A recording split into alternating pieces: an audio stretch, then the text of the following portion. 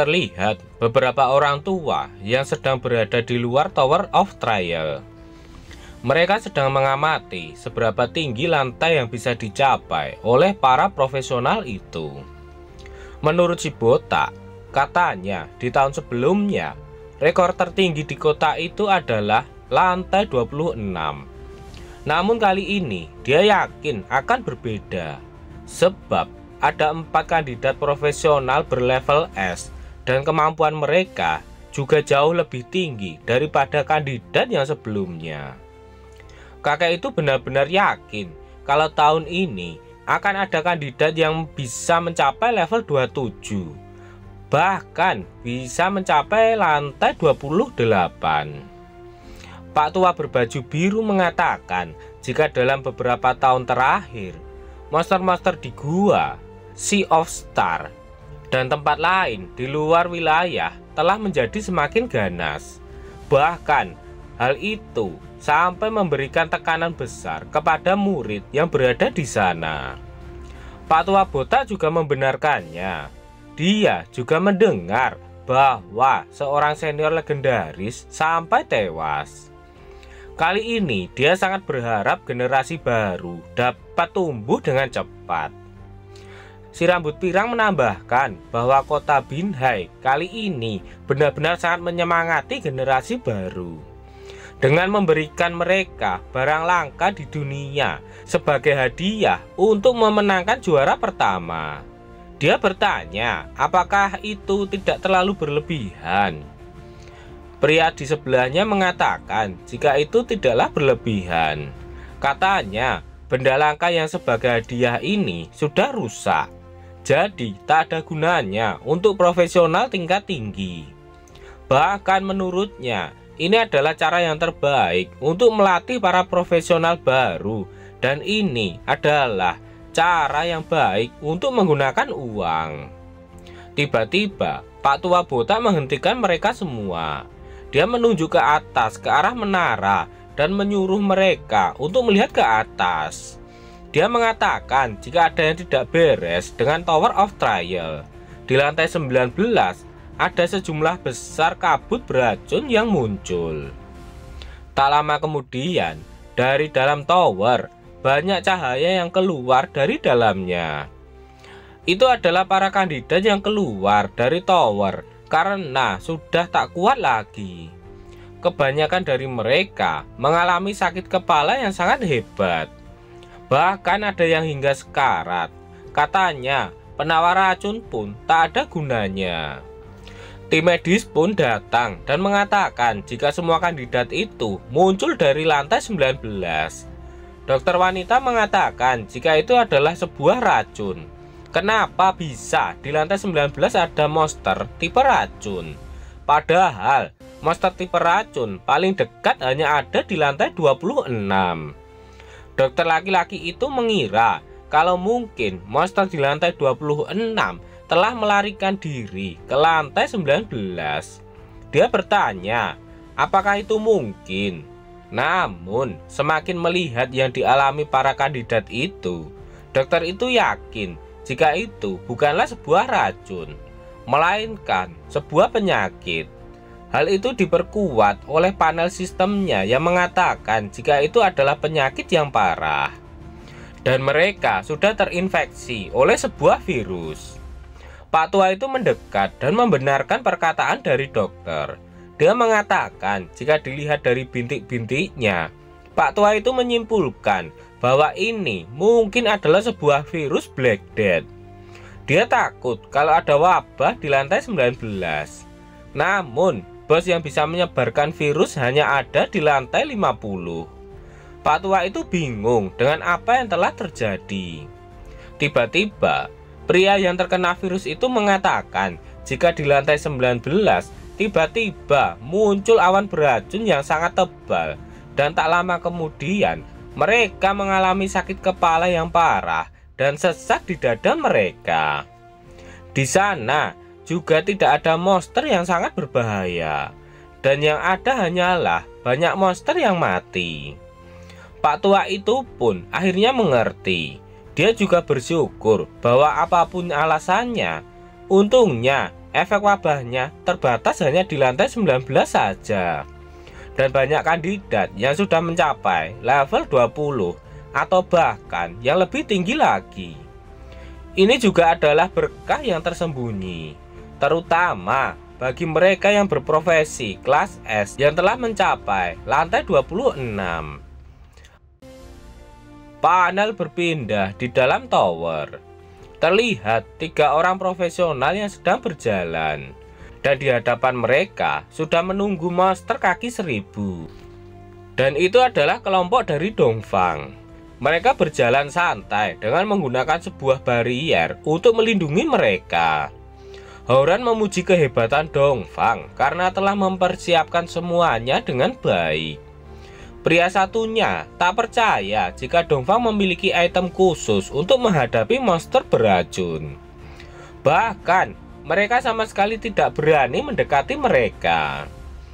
Dongfang menjelaskan, dengan jaringan intelijen keluarganya, tentu saja dia akan sepenuhnya siap untuk menghadapi monster-monster di setiap level. Menurut Dongfang, lantai 26 itu tak ada apa-apanya. Bahkan tujuannya adalah untuk menembus lantai 28. Houran kembali memuji kehebatan Dongfang karena dia sangatlah pemberani. Dia bahkan merasa terhormat bisa bekerja sama dengan Dongfang. Houran bahkan menebak bahwa hanya tim mereka saja yang menjadi satu-satunya yang mencapai lantai 26 sekarang. Dongfang memberitahukan Houran agar dia tidak meremehkan kandidat lainnya. Katanya, pasti ada kandidat lain yang selevel dengan mereka. Contohnya adalah Murong Suehen. Namun, Dongfang yakin jika dia tidak akan bisa naik lebih tinggi lagi. Dan itu sangat disayangkan. Panel berpindah di kelompok Murong Suehen. Mereka terlihat sedang bertarung dengan banyak monster. Namun berkat kerjasama tim mereka yang sangat bagus dan kehebatan Suehen, monster-monster itu pun bagaikan samsak saja bagi mereka. Namun serangan monster itu tak ada habisnya. Salah satu pria yang membuat barrier mengatakan jika jumlah monster yang datang terlalu banyak dan tak ada habisnya. Dia yakin kalau monster-monster itu hanya mengincar mereka saja. Dia tidak yakin jika mereka bisa menghabisi semua monster-monster itu. Bahkan wanita yang berambut putih pun sudah mencapai batasnya. Suehen berterima kasih kepada wanita yang berambut putih itu yang ternyata bernama Mai. Berkat mereka, dia bisa mempertahankan kekuatannya secara maksimal. Dan selanjutnya, dialah yang akan menghabisi semua monster itu. Namun, sebelum Suehen melakukannya, Mai ingin mengatakan sesuatu kepada Suehen. Mai menjelaskan jika dia telah mengolesi tubuh mereka berdua dengan madu lebah giok. Dan itu merupakan kesukaan dari para monster beracun. Dan setelah ini, akan ada lebih banyak monster lagi di masa depan. Dan bahkan Suehen pun tak akan mampu untuk bertahan. Ucapan Mai itu sontak saja membuat Suehen dan pria itu sangat terkejut. Suehen bertanya kenapa Mai melakukan hal itu kepadanya. Mai pun mengatakan jika dia cemburu dengan Suehen. Dia cemburu karena Suehen terlahir dengan kulit yang sangat bagus, bahkan juga membangunkan profesi kelas S. Dan bahkan ada banyak orang hebat di sekitar dia. Dan katanya cuma Dongfang yang bisa menghargai dirinya. Dongfang bahkan berjanji akan menikahkan dia dengan keluarga Dongfang selama dia membantunya memenangkan kompetisi ini. Namun bukannya menyesalinya, Mai justru malah meminta Suehen untuk berkorban untuk dirinya. Pria itu sangat kesal dan memaki Mai karena dia telah mengkhianati mereka. Suehen pun menjelaskan bahwa Mai itu hanyalah sedang ditipu oleh Dongfang. Mereka hanya mencoba untuk memanfaatkan dirinya saja. Namun tetap saja Mei tak percaya dengan omongan Suehen. Dia yakin kalau Dongfang tak akan pernah berbohong kepadanya. Bahkan dia akan mengenalkannya ke tetua keluarga mereka. Mei menduga kalau Suehen hanya cemburu saja pada dirinya. Kemudian Mei mengaktifkan artefak untuk keluar dari dalam tower.